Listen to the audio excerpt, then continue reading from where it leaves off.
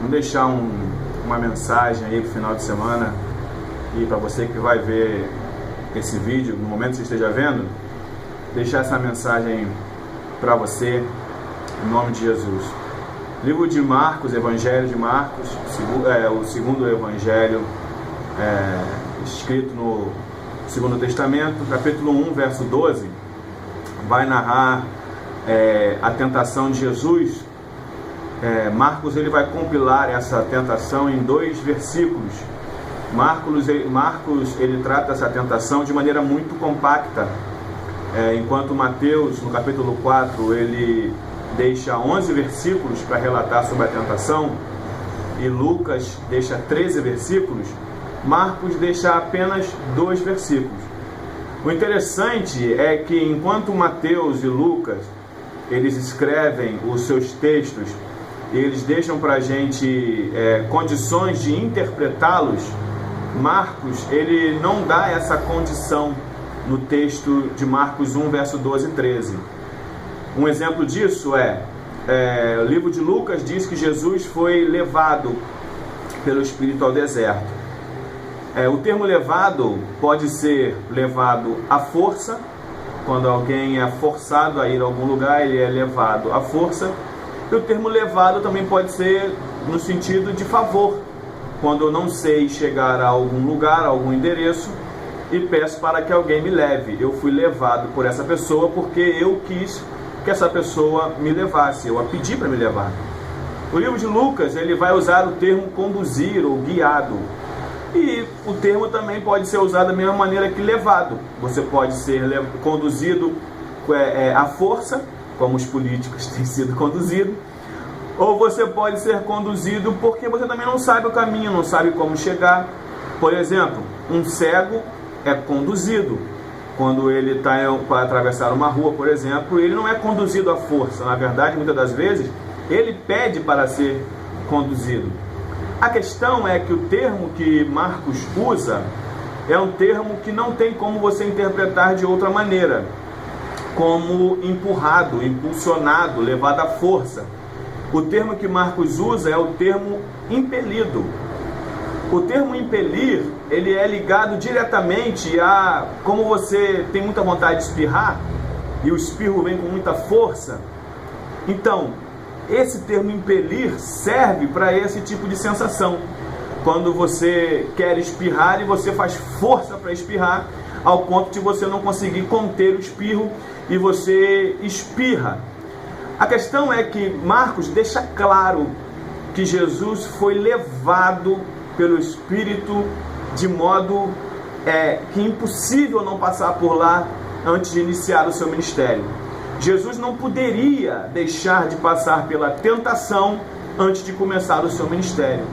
E a segunda pergunta que nós fazemos para o texto é: Jesus foi tentado apenas essa vez? Jesus passou por tentação apenas no deserto? E a resposta é não. Jesus não passou por tentação apenas no deserto. Quando você vê Lucas, capítulo 22, verso 28, Jesus vai dizer para os seus discípulos assim: vocês que estiveram comigo durante todas as minhas tentações, vocês estiveram comigo. Você tem que concordar comigo que os discípulos não estavam no deserto. Jesus relatou o fato do deserto aos discípulos. Então Mateus escreve, João ele não escreve sobre o fato, mas Marcos e Lucas, através de investigação, através de um estudo sobre os fatos, acabam escrevendo sobre o que aconteceu. Mas Jesus ele passa por outras tentações durante o seu ministério. Se você for ler o livro de Lucas, por exemplo, vai dizer que o diabo o deixou por algum tempo e não para sempre. Jesus foi tentado no deserto e Jesus foi tentado durante o seu ministério. E é muito simples, você pode fazer uma ligação muito simples, sem nenhum esforço, com o próprio Adão. Em Romanos capítulo 5, Paulo ele faz uma ligação entre o primeiro Adão, por qual entrou o pecado no mundo, e o segundo Adão, que é pelo qual entrou a vida no mundo. A vida que o primeiro Adão de fato errou e nos fez herdar o que herdamos, que é a morte devido ao pecado. Mas enquanto o primeiro Adão fracassou a tentação, o segundo Adão foi triunfante, foi vencedor. Cristo venceu as tentações.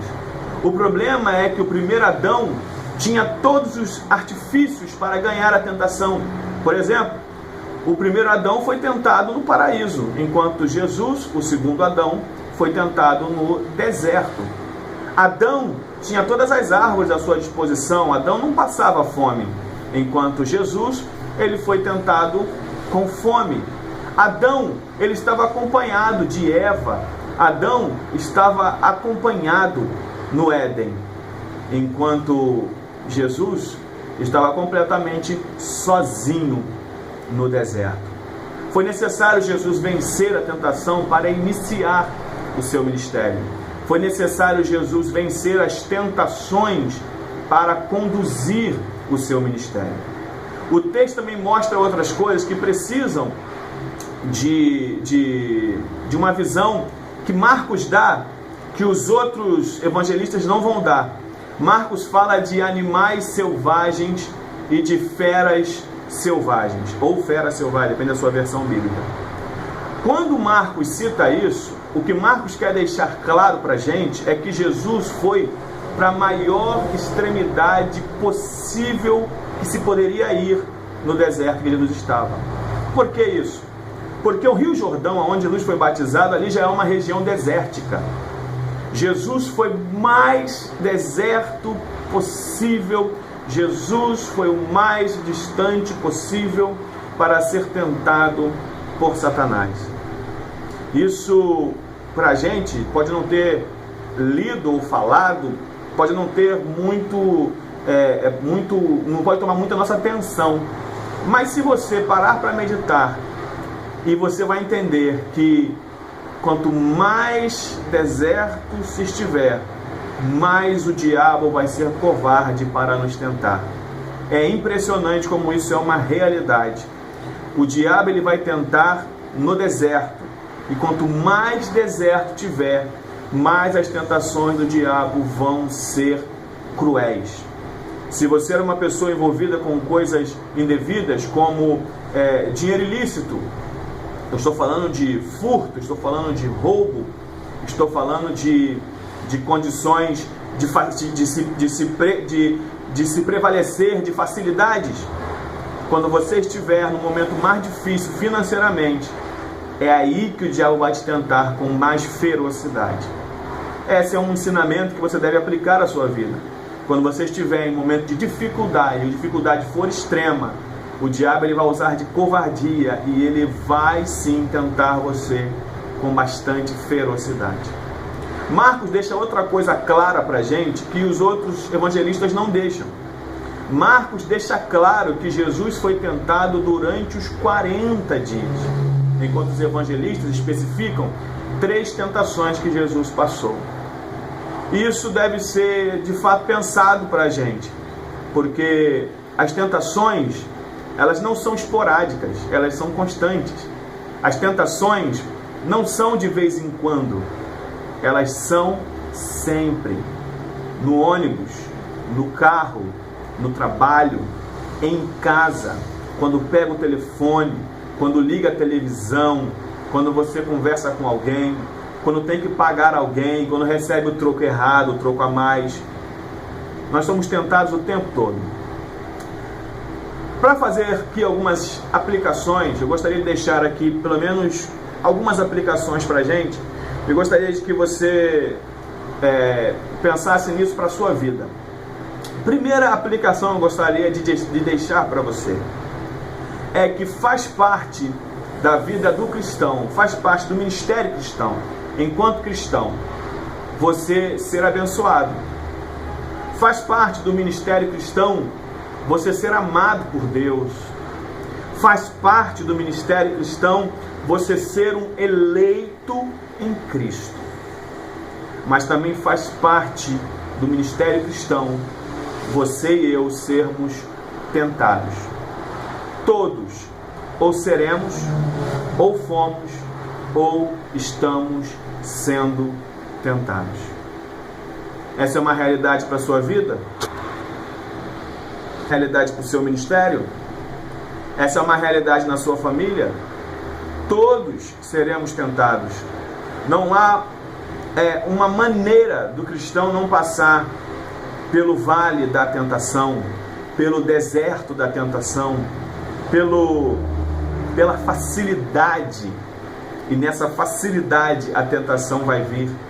Porque de fato a tentação ela não vai vir para nos deixar pior. Perceba, Jesus estava com fome. A proposta é de pão. Jesus estava no deserto. A proposta mentirosa do diabo foi reinos. Mas por que a tentação? Qual é a implicação da tentação na nossa vida cristã? Primeiro, a tentação ela vai testar a nossa fé. Jesus estava no deserto e precisava no sentido de entendimento para nós, de ter fé em Deus para vencer aquele momento de tentação. É preciso ter fé no momento de tentação, porque fé não é apenas conquistar, ganhar. Fé é dizer não, sabendo que Deus tem algo muito maior do que aquele momento de prazer, aquele momento de satisfação, aquele momento de conquista. Sabe, você lembra de Jó? Jó foi um homem tentado demais, tentado a negar a Deus, negar a fé, negar de fato a grande bênção, quer ser íntegro, reto, temente a Deus e se desvia do mal. Você lembra o que Jó ele diz? No capítulo 19, no verso 25 do seu livro, em meio à provação, tentação ferrenha, feridas no seu corpo, falido financeiramente, falido sentimentalmente, falido familiarmente, um homem completamente falido na ótica humana, em meio à tentação, mas o que ele diz em Jó 19, 25 é: eu sei que o meu Redentor vive e que no momento certo e por fim ele se levantará sobre a terra. A tentação vai testar a nossa fé. A tentação ela vai testar o valor que damos aos nossos objetivos e ao nosso chamado. Jesus foi fiel ao seu chamado, mesmo com todas as propostas indecentes que o diabo fez, propostas que desviavam Jesus do seu chamado, que iria fazer Jesus crer nas palavras do diabo, porque se Jesus faz o que o diabo estava mandando ser feito, que Mateus e Lucas relatam, Jesus estaria dando ouvidos a Satanás. E automaticamente é impossível uma pessoa dar ouvidos a Satanás e também dar ouvidos a Deus. Só haverá um Senhor, ou Deus ou Mamon. A Bíblia diz que Jesus foi fiel não somente ao seu ministério, fiel não somente ao seu chamado, mas fiel ao Pai, fiel ao objetivo que estava proposto. O objetivo final, que não era um mar de rosas, era morrer cravado em uma cruz, por amar você e por amar a mim. A tentação, o tentador, o objetivo do tentador é te tirar do chamado. O diabo não quer te tirar da igreja, ele quer te tirar do chamado. Para depois de tirar você do chamado, ele expor você. E depois de expor você, tentar envergonhar o Evangelho.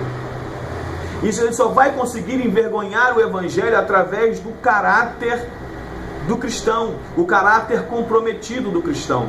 Quando o cristão, ele, em meio ao seu caráter, demonstra que o Evangelho não é confiável.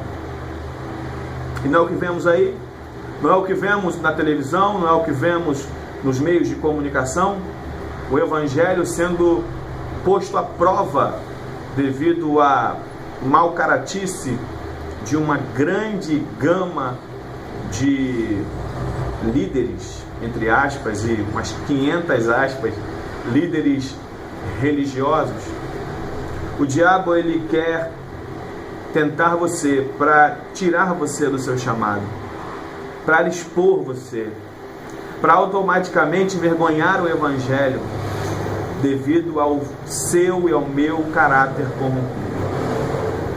Diante da tentação, expomos o que realmente somos. Ninguém diante da tentação vai expor o que não é.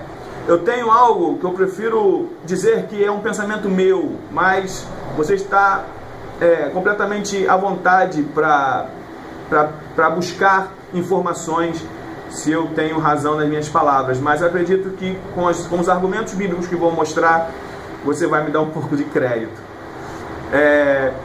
O diabo, ele não vai com a tentação transformar você em alguém que você não seja. Com a tentação, ele não vai transformar você em uma pessoa que você de fato já não é. Sabe, você não cai em tentação porque você é santo. Você cai em tentação porque você cedeu à tentação. E a tentação não vai tentar você no que você não gosta. A tentação vai vir nos ambientes em que você gosta.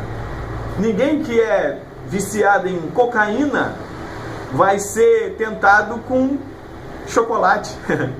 Ninguém que é viciado, ninguém que é tentado em mulher, por mulher, vai ser tentado no âmbito homossexual, por exemplo. O diabo, ele não vai tentar você no que você não está habituado, ou não gostava, ou não gosta. O diabo vai tentar você naquilo que você, de fato, tem quedas mentais, quedas sentimentais, quedas estruturais. Entenda, por que eu falo isso? Porque o diabo, quando tenta você, ele não tenta você com outro sentido, a não ser tirar você do chamado de Deus. Então ele vai estrategicamente tentar você em áreas que você, de fato, tem a possibilidade de fracassar. Quais são essas áreas? As áreas que você, de fato, tem uma quedinha nelas. Tem um sentimento ali. Tem algo ali. Por isso que nós temos que mortificar a nossa carne, porque senão não permaneceremos fiéis. Cairemos. Sabe por quê? Porque somos falhos. Somos errantes. Somos errados. Se não estivermos em Cristo, somos errantes, perdidos, vagando sem rumo, sem direção. Meus argumentos bíblicos são simples. Em Gênesis, capítulo 39, verso 12, quando José é tentado, José era homem, José era jovem, José era bonito, José era escravo. Se ele se envolvesse com a mulher de Potifar, pelo menos algumas coisas do que eu disse, ele não teria que sofrer mais. Primeiro, ele poderia até continuar sendo um escravo, mas seria um escravo bem tratado. Ele poderia até ser melhor, financeiramente falando, colocar em um lugar melhor para viver. Mas José era crente. A tentação, ela foi em um crente. E quando a tentação, ela bate em um crente, ela é resistida. José, quando ele foge da mulher de Potifar, José não estava preocupado com o que aconteceria depois de fugir, com a roupa dele que ficou, se ele morreria, se ele apanharia, se ele voltaria para a prisão, porque mais vale ser fiel a Deus e sofrer por ser fiel do que de usufruir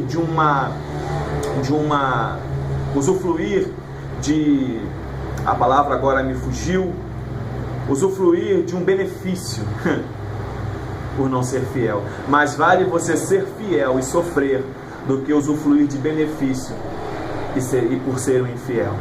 Em contrapartida, você tem Judas. Livro de João, capítulo 12, verso 6. Judas cuidava da bolsa. Judas não precisava de muito esforço para cair. Era só botar a mão na bolsa. Sabe o que Judas fez? ao invés de abrir mão da função, ao invés de liberar da função, porque sabia que aquilo era uma tentação para ele, ele permanecia. Sabe por quê? Porque quando a tentação ela vai em uma pessoa que não é crente, o que acontece com ela é ela cair. E não somente cair, ela permanece caída. E não somente permanece caída, como ela também não quer mais se levantar. Para terminar, vencer a tentação estreitará o nosso relacionamento com Deus. Lembra de Jó? Jó, capítulo 42, verso 20. Eu te conhecia apenas de ouvir, mas agora te veem os meus olhos. Se você está sendo tentado, busca em Deus ajuda. E com certeza, há sim algo de Deus para você. A vitória é nossa, em nome de Jesus, se formos fiéis. Mas para sermos fiéis, dependemos exclusivamente de Deus. Amém? Deus abençoe sua vida, Deus abençoe seu ministério, em nome de Jesus. Desculpe os gaguejar aí, os erros, mas é um vídeo feito direto, né? Teve só um cortezinho no meio aí, mas foi necessário. Tá bom? Fica na paz do Senhor, Deus te abençoe em nome de Jesus. Ore por mim, se puder se inscreva no canal, espero que esse vídeo tenha te ajudado de alguma forma. Amém? Deus é fiel em nome de Jesus. Paz do Senhor, meus irmãos.